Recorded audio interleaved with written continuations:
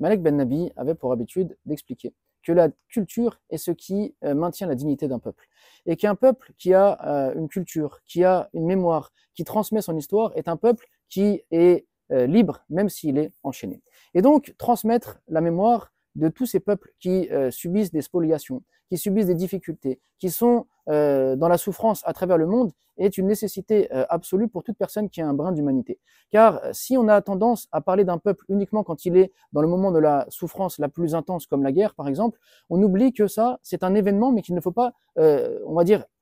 isoler cet événement de l'histoire longue de ce peuple, et qu'il faut pour participer donc à la résistance d'un peuple, pour participer à la volonté d'un peuple d'être libre, se rappeler de son histoire longue, de la civilisation qu'il porte en lui, de la richesse de sa culture à tout niveau, afin donc qu'il ne soit pas invisibilisé et qu'il ne disparaisse pas. Car si les parents meurent, ben les enfants oublieront. Mais si au contraire des livres et donc toutes sortes de personnes parlent de l'histoire sur le temps long, parlent de ce capital culturel que possède un peuple, eh bien on entretient leur mémoire et donc on leur permet de rester visibles et de continuer à exister quand bien même ils traversent de grandes difficultés. Et il est vrai que dans des moments de difficulté, on a tendance à privilégier l'urgence. Quand quelqu'un a faim, eh bien, on a tendance à chercher à le nourrir. Quand quelqu'un est blessé, on a tendance à chercher à le soigner, ce qui est normal car c'est la priorité. Et la culture est donc souvent mise en second plan. Mais la culture est extrêmement importante car c'est ça qui maintient la dignité, c'est ça qui maintient la mémoire et qui permet donc à un peuple qu'on cherche à invisibiliser de continuer d'exister et d'exister avec ce qui fait de lui justement sa force, à savoir sa culture,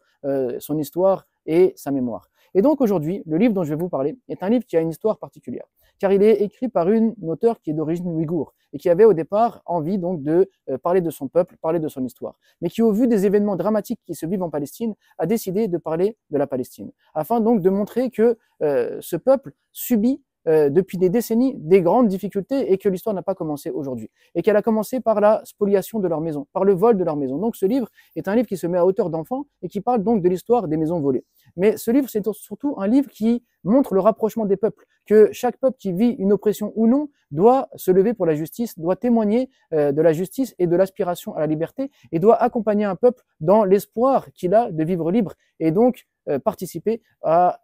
dénoncer ce qu'il se passe, mais surtout à transmettre la mémoire et l'histoire d'un peuple, mais surtout les espoirs d'un peuple. Et donc, à travers ce livre, c'est un livre qui s'adresse à tout le monde, musulman ou non, chrétien, juif, athée, toute personne qui a en lui un brin d'humanité, qui a le souci de la justice et le souci de la liberté. Et c'est un livre qui, en fait, est porteur d'espoir et qui montre que une personne ouïghour s'intéresse aux Palestiniens. Les Palestiniens s'intéressent aux Ouïghours. L'ensemble de l'humanité s'intéresse à la justice et à la liberté. Et ce livre, à hauteur d'enfant, donne des mots simples pour comprendre une réalité difficile et dure qu'on ne sait pas forcément comment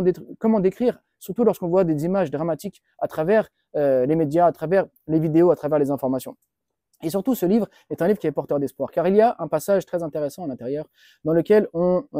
symbolise le peuple palestinien par les oliviers. Les oliviers que celui qui plante mettra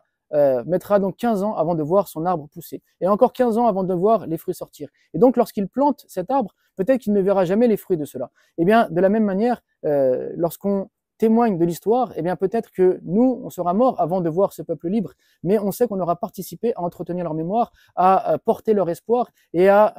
montrer le chemin de la paix, montrer le chemin de la liberté. Donc c'est un livre justement qui participe au débat d'idées, qui participe à la transmission de l'histoire, qui participe à l'aspiration à la paix, à l'aspiration à la justice et surtout au fait de lier, d'unir les peuples les uns envers les autres, puisque de manière très symbolique, une auteure ouïghour écrit à la destination de l'ensemble de l'humanité pour parler de la question palestinienne. Et donc c'est vraiment important de participer enfin chacun à son niveau, à la transmission de la mémoire et surtout d'aller tous ensemble vers le chemin de la paix et vers le chemin de la liberté.